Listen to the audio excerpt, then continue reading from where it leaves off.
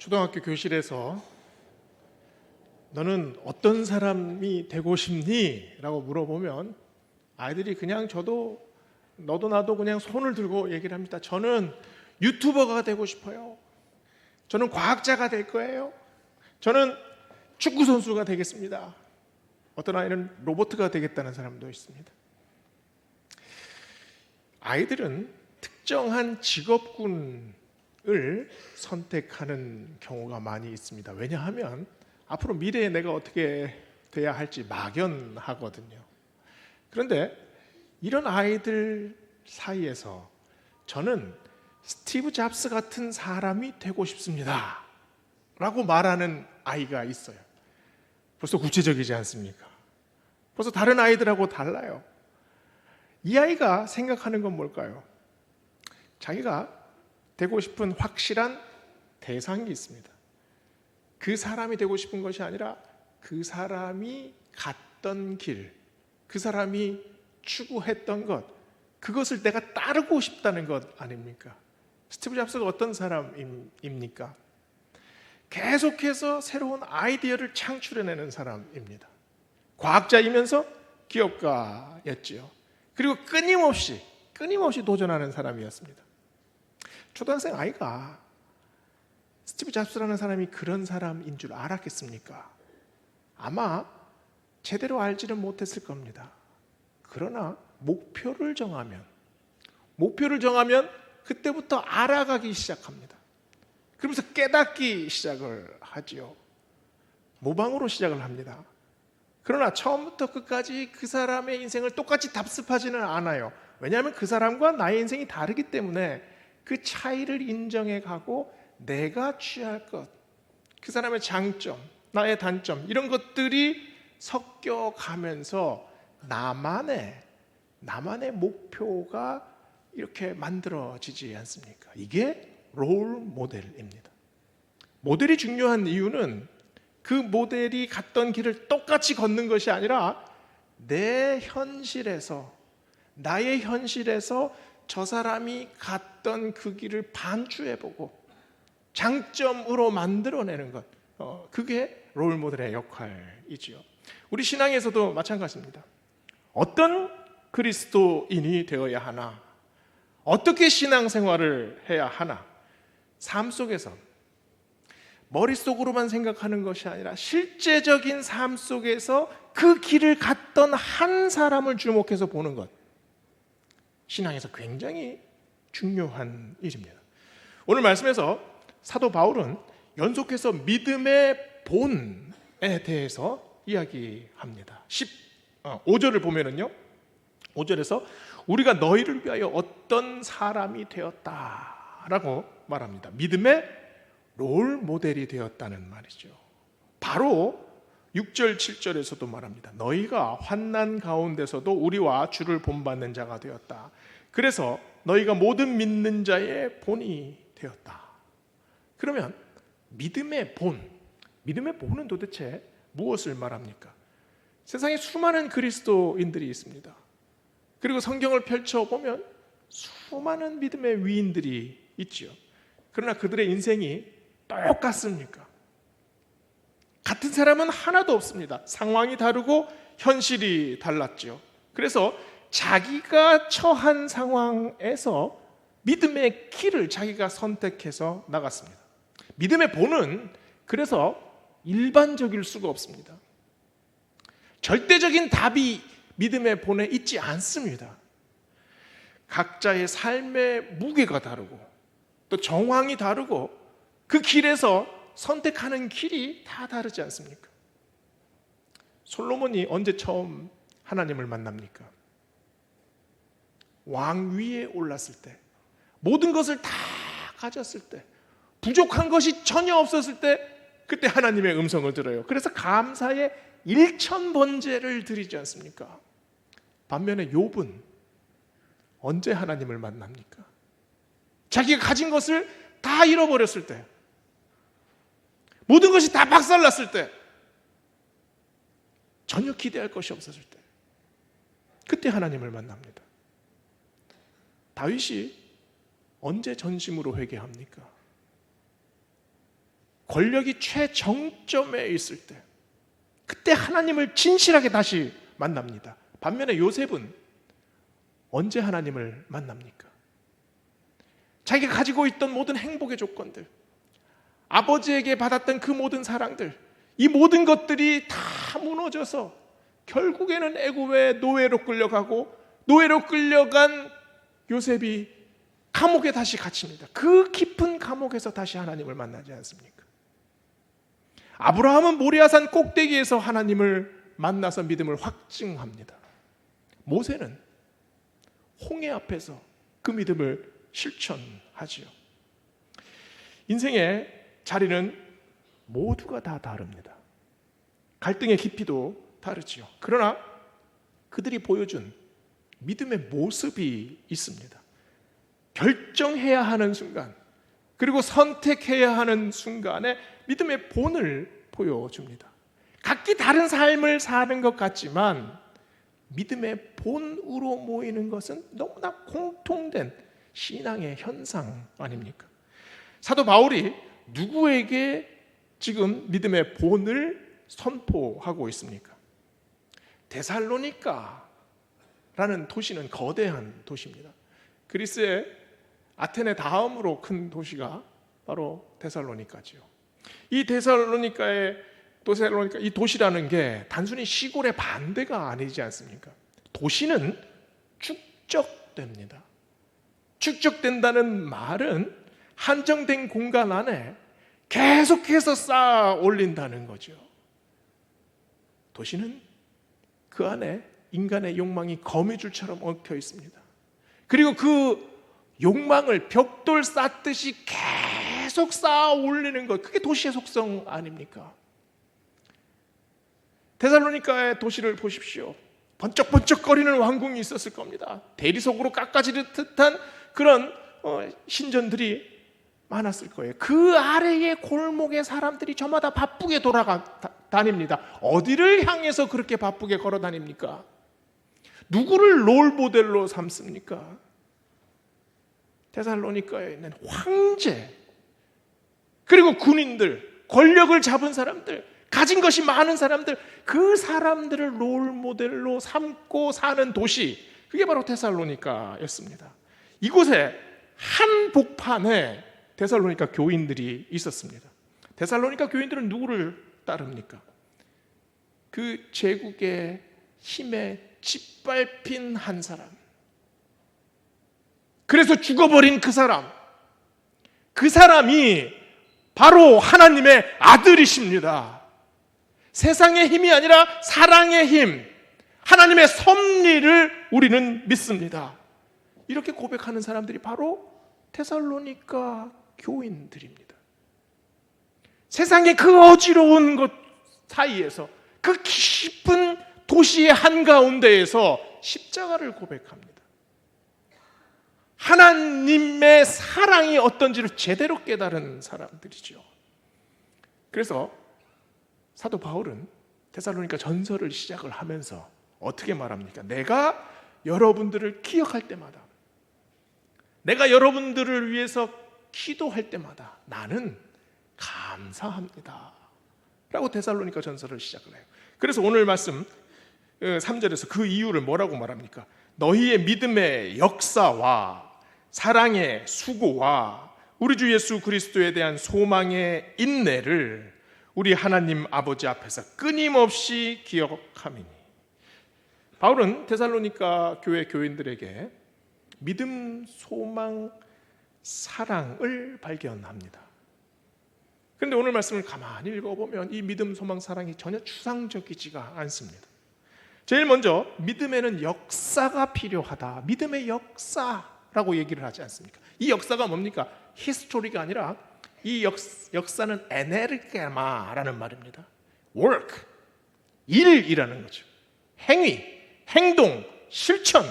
믿음은 행동이고 믿음은 실천입니다. 믿음은 명사가 아니라 동사라는 거죠. 믿음은 생각에만 머물러 있는 것이 믿음이 아니라 믿음이 내 안에 들어오면, 내 안에서 꿈틀거리면 나를 움직이게 합니다. 그래서 야고보서 2장 17절 19절은 믿음을 어떻게 설명합니까? 행함이 없는 믿음은 그 자체로 죽은 것이다. 네가 믿음이 있다고 하는데 너의 믿음을 나에게 증명해봐라. 나는 행동으로 나의 믿음을 너에게 보일 것이다. 네가 하나님은 한 분이신 줄 믿느냐? 잘하였도다.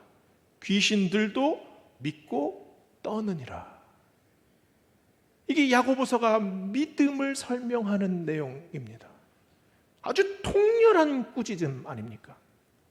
우리는 믿음으로 구원받습니다. 성경 전체에서 증거하는 확실한 복음이에요. 그러나 믿음은 부정이 긍정이 되고 의심이 수긍이 되는 차원을 한참 넘어섭니다.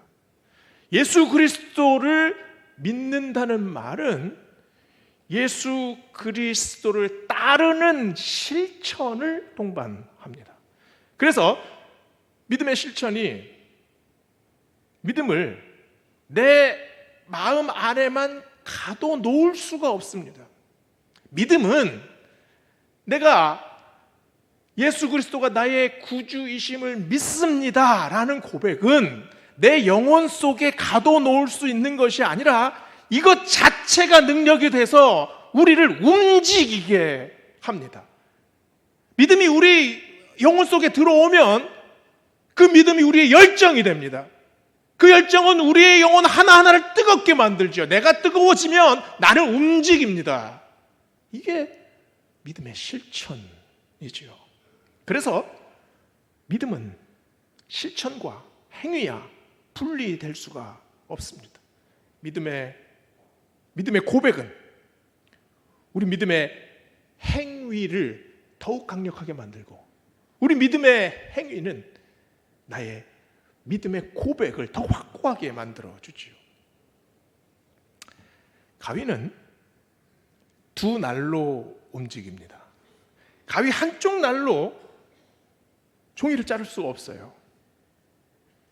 믿음과 실천은 함께 움직여야 합니다. 연동돼야 된다는 거죠. 그래야 믿음이 작동합니다. 그래야 우리 앞에 놓인 문제를 이 믿음이 함께 연동해서 작동하면 자르고 끊고 앞으로 나아갈 수 있는 거죠. 배를 타고 노를 저어 보십시오. 한쪽만 백날 저어봐야 그 노가 어떻게 됩니까? 한 곳에서만 뱅뱅뱅뱅 돕니다. 앞으로 나갈 수가 없죠. 믿음과 실천은 함께 저어야 하는 노입니다. 100년 전 한국 교회의 부흥을 보십시오. 평양에서 사경회가 열리면 경상도 전라도에서 이불을 짊어 싸고 아이를 업고 평양까지 몇 날 며칠을 걸어갑니다. 그래서 그곳에서 함께 설교를 듣고 함께 은혜를 나누고 밤이 새도록 서로의 삶을 간증하고 일주일 넘게 교회 마룻바닥에 꿇어 앉아서 기도합니다. 일주일 내내 그 사경회에서 요한복음 한 권을 다 떼요. 아니면 사도행전 한 권을 다 떼요. 그러면 그 받은 은혜를 자기 마음속에만 가지고 있습니까? 그 받은 은혜, 그 믿음을 일주일 내내 무릎 꿇고 씨름했던 그 말씀, 일주일 내내 설교를 통해서 감격했던 그 말씀 들고 고향교회로 내려갑니다. 그래서 1년 동안 그 은혜 가지고 그 성도들과 함께 나누면서 함께 믿음을 고백했어요. 이게 믿음의 역사 아닙니까? 이 믿음의 역사로 한국 교회가 달라지지 않았습니까? 믿음의 역사를 오늘 말씀 바로 뒤에 데살로니가전서 2장 13절에서 어떻게 말합니까? 너희가 하나님의 말씀을 받을 때에 사람의 말로 받지 아니하고 하나님의 말씀으로 받음이니 진실로 그러하도다. 이 말씀이 또한 너희 믿는 자 가운데에서 역사하느니라. 무엇이 믿는 자 가운데서 역사합니까? 하나님의 말씀이 역사합니다. 하나님의 말씀이 우리 영혼 속으로 들어오면, 하나님의 말씀이 나에게 임하면 하나님의 말씀이 나를 이끌고 가면, 나를 주관하면, 나를 붙들어 매시면 그때 내 안에서 하나님이 일하십니다. 이게 믿음의 실천이지요. 이게 믿음입니다. 믿음은 내 생각에만 있는 것이 아니라 나는 믿는 사람입니다 라고 생각하는 게 믿음이 아니라 믿음은 실천이 반드시 동반해서 나옵니다. 사도 바울은 믿음의 본을 사랑에서도 발견합니다. 그런데 그 사랑을 수고에서 찾아요. 이 사랑이 어떤 사랑입니까? 그냥 사랑이 아니라 아가페 아닙니까? 아가페의 사랑. 그러면 사랑의 수고라고 얘기를 했어요. 수고는 뭡니까? 수고는 코푸스라는 단어를 사용했는데요. 땀으로 얼룩진 노고를 말할 때 이 코푸스라는 단어를 씁니다. 사랑의 수고가 무슨 말입니까? 사랑 때문에 죽을 고생도 감수한다는 말이죠. 사랑 때문에 내가 엄청난 희생도 내가 짊어지고 간다. 사랑하지 않으면 이런 수고를 할 필요도 없습니다. 사랑이 없으면 이런 수고를 할 이유도 없지요. 소나 돼지가 사랑 때문에 괴로워하고 막 사람 때문에 막 눈물 흘리는 거 보셨습니까? 사람만 사랑 때문에 그것 때문에 죽기도 합니다. 자녀가 불타는 불길 속에서 막 소리 지르고 있으면 그 불길에 목숨을 걸고 뛰어드는 어머니 아버지가 있지 않습니까? 그 사랑이 어떤 사랑입니까? 바로 아가페의 사랑입니다. 첫 아이를 백혈병으로 잃은 엄마의 이야기를 들은 적이 있습니다. 아이가 영안실에 누워 있었는데요. 그것을 보고 옆에서 남편이 통곡을 하면서 쓰러집니다. 자신은 그 고통을 너무 견딜 수가 없어서 몸부림치다가 온몸에 다 멍이 들고 입술이 다 터져 나갔습니다. 이대로 죽어서 그냥 한 줌의 재가 됐으면 좋겠다, 이런 생각을 몇 번이나 했답니다. 친정집에 가서 너무 기력이 상해가지고 친정집에 한 달간 있는데 친정아버지가 새벽에 약 한 사발을 들고 왔습니다. 그래서 보약이다, 어여 먹고 정신 차리라. 아들을 가슴에 묻은 사람 앞에 무슨 보약입니까? 보약이 무슨 소용입니까? 너무 야속한 생각이 들어서 그냥 그 보약을 땅바닥에 내동댕이 쳤답니다. 약이 쏟긴 약사발을 아버지가 멍하니 쳐다보다가 마지막하게 얘기하십니다. 왜 이러는겨? 니도 아들 따라 죽을겨? 니한테 그놈이 그렇게 기맥힌 자식이면 애비한테는, 내한테는 니도 그런 자식이요. 몇 시간 후에 아버지는 부엌에 가서 다시 약을 달여서 오셨습니다. 몸을 가누지 못하는 딸을 겨우 세워서 벽에 기대어 앉히고는 약을 한 숟가락 떠서 입에 넣어줬습니다. 그 딸이 눈물로 그 보약을 받아 먹었지요. 아버지의 수고가 어떤 수고입니까? 그저 보약 한 숟가락의 수고입니까? 자식의 아픔을 자신의 아픔으로 하는 찢어지는 아버지의 마음 아닙니까? 이 딸이 아들을 잃은 상실감으로, 그 고통으로 계속 인생이 침몰하겠습니까? 살아납니다. 어떻게 살아납니까? 아버지가 나를 사랑하는 그 보약 한 숟가락의 사랑으로 다시 살아나지 않습니까? 이게 사랑의 수고예요. 이 사랑의 수고를 요한일서 4장 9절에서 10절은 이렇게 말합니다. 하나님의 사랑이 우리에게 이렇게 나타난 바 되었으니 하나님이 자기의 독생자를 세상에 보내심은 그로 말미암아 우리를 살리려 하심이라. 사랑은 여기 있으니 우리가 하나님을 사랑한 것이 아니요 하나님이 우리를 사랑하사 우리 죄를 속하기 위해 화목제물로 그 아들을 보내셨습니다. 데살로니가 교인들의 사랑의 수고가 어디서 생겨났습니까? 자기들이 만들어낸 사랑이 아닙니다. 사랑은 우리가 만들어낼 수 있는 것이 아닙니다. 하나님께서 우리를 얼마나 사랑하셨는지, 그 아들을 죽이시면서까지 왜 우리를 이토록 아끼시는지 그 사실을 깨달았기 때문에 사랑의 수고가 가능해집니다. 사도 바울은 믿음의 본을 또 소망으로 인내하는 모습에서 발견합니다. 그냥 희망하는 것으로 그치는 것이 아니라 믿음으로 승화된 소망으로 나아갑니다. 희망과 소망은 참 비슷해 보입니다. 그러나 많이 달라요.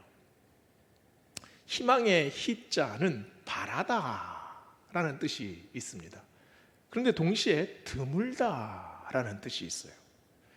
그래서 희소성이라는 말을 쓰잖아요. 희토류라는 말을 쓰잖아요. 굉장히 극소수다라는 뜻이에요. 이 한자로 희자가 이 배를 이렇게 걸어놓은 형상에다가 작대기 두 개를 위에다 이렇게 쳐놓은 모양입니다. 그 배옷을 쫙 펴가지고 그 위에다가 물을 가득 담아 보십시오. 어떻게 됩니까? 물이 밑으로 줄줄줄줄 새죠. 왜 그렇습니까? 배로 이렇게 성긴 올들이 그 사이에 구멍이 수없이 많기 때문이 아닙니까? 인간의 희망은 무너집니다. 희망의 주체가 사람이기 때문이죠.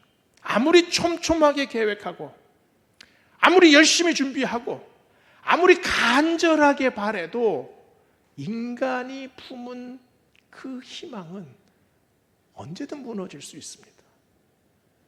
그래서 내 손으로 내가 간절하게 바라는 것을 이렇게 가지고 있어도 그 인간의 희망이 그 손가락 사이로 줄줄줄줄줄 다 빠져나가지 않습니까? 그래서 인간의 희망은 그 결과가 희귀합니다. 그러나 소망은 달라요. 소망의 소자는 한자로 장소를 의미합니다. 내가 바라는 바가 나의 능력과 나의 계획에 있는 것이 아니라는 겁니다. 나의 손에 담긴 것이 아니라 소망은 하나님의 손에 담겨져 있습니다. 하나님이 내 소망의 근간입니다. 희망은 인간이 간절히 원하는 거라면 소망은 하나님의 약속입니다.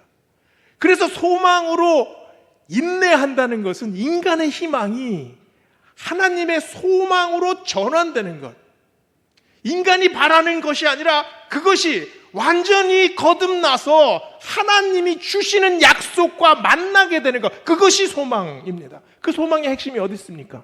부활에 있습니다. 예수 그리스도가 부활하신 바로 그 사실 자체가 소망이 됩니다. 왜 그렇습니까? 그 사실은 인간이 이루어낼 수 없는 것이기 때문입니다.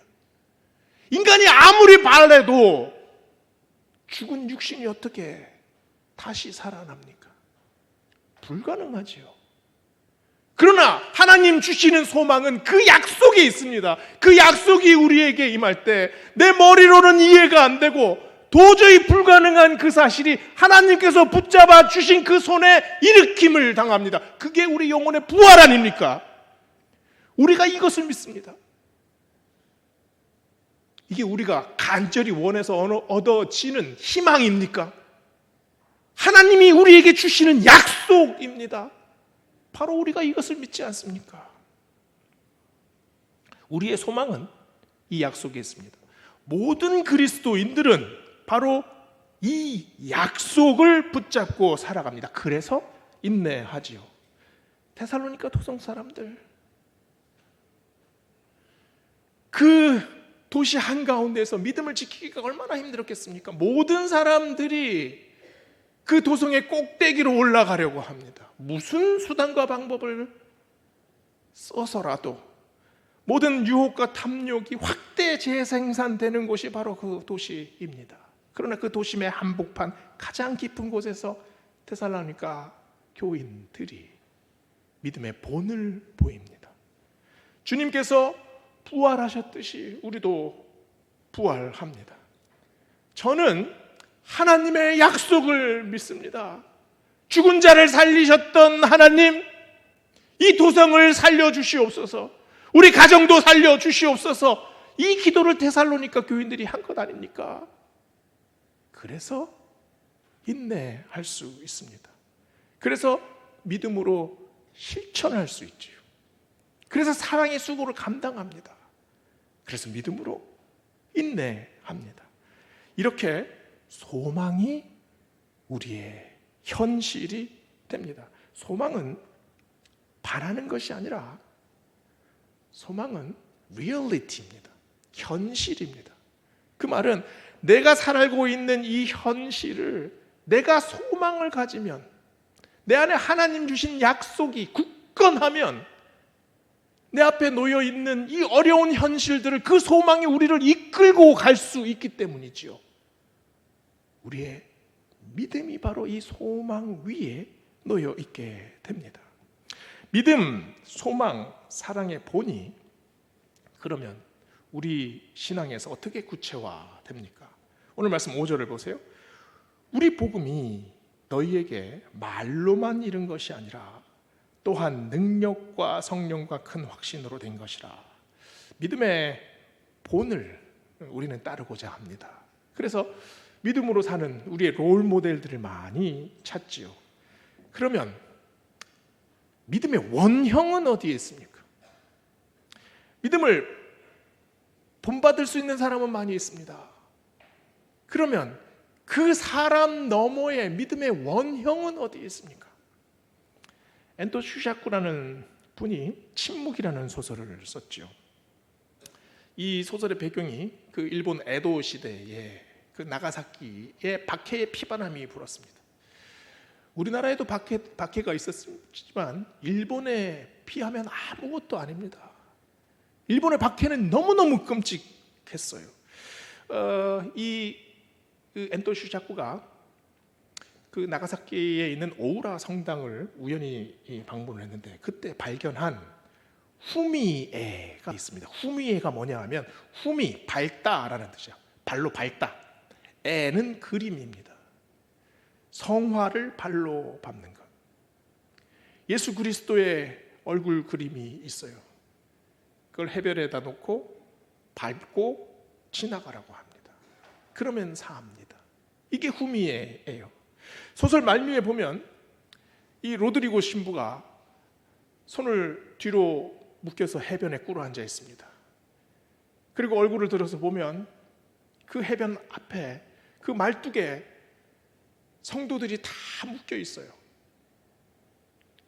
밀물이 되면 바닷물이 점점 차오릅니다. 조금만 지나면 이제 이 사람들은 다 익사해서 죽을 게 뻔합니다. 옆에 성도 한 사람을 데려다가 그 후미에를 밟고 지나가라. 밟지 않아요. 바로 목을 잘라버립니다. 시뻘건 피가 해변에 쫙 퍼져나갑니다. 이 로드리게 신부가 배교할 때까지 계속 차례로 한 사람씩 죽여나갑니다. 도대체 어떻게 해야 합니까? 내 몸은 부서져도 나는 내 신앙을 지킬 수 있습니다. 신부는 이렇게 고백하지요. 그러면 이 사람들은 어떡합니까? 이 불쌍한 사람들은 어떡합니까? 눈물을 흘리면서 절규해요. 그때 마음속에서 음성이 들립니다. 밟고 지나가라. 밟아서 이 사람들을 살려라. 나는 밟히러 이 땅에 왔노라. 로드리고 신부가 죽음을 두려워해서 배교했습니까? 그에게 사랑만 있고 믿음은 없습니까? 부활의 소망이 부족합니까? 믿음이 뭡니까? 믿음이 도대체 뭡니까? 하나님이 나를 사랑하신다는 확실한 마음, 그것이 믿음입니다. 죽음을 두려워하지 않는 순교, 위대하지요. 대단합니다. 그러나 사랑만큼 대단합니까? 만약에 예수님께서 그 해변에, 예수님께서 그 광경을 보셨다면 어떻게 하셨을까요? 제자들이 차례대로 죽어나갑니다. 예수님 어떻게 하셨을까요? 이사야 선지자는 예수님을 이렇게 말합니다. 그가 찔림은 우리의 허물을 인하며 그가 상함은 우리의 죄악을 인함이라. 그가 징계를 받아 우리가 평화를 누리고 그가 채찍에 맞아 우리가 나음을 입었도다. 우리의 믿는 자의 모범이 어디에 있습니까? 믿음, 소망, 사랑의 본이 어디에 있습니까? 바로 예수 그리스도 안에 있습니다. 우리는 예수님 바라보고 사는 사람들입니다. 우리 삶 속에 수많은 역경들과 다양한 사건들이 몰려옵니다. 그 사건들 앞에서 우리는 어떤 본을 따라가야 합니까? 예수 그리스도께서 우리에게 보여주신 바로 그 사랑, 그 사랑의 힘을 믿고 힘들어도 한 걸음 한 걸음 걸어가는 것, 그것이 믿는 자들의 본입니다. 기도하시겠습니다. 사랑과 은혜의 하나님, 사도 바울이 데살로니가 교인들을 보며 믿음의 실천, 사랑의 수고, 소망의 인내를 칭찬했습니다. 하나님, 우리 베델에도 이 믿음, 소망, 사랑의 은혜가 흘러넘칠 수 있도록 하나님 붙들어 주시고, 가장 어려울 때, 가장 힘들 때 하나님 이 믿음의 본을 마음에 품고 영혼에 새겨 모든 어려움들 이겨나가고 극복해내는 저희 될 수 있도록 하나님 우리를 새롭게 하여 주시옵소서. 감사드리며 예수님 이름으로 기도드립니다. 아멘.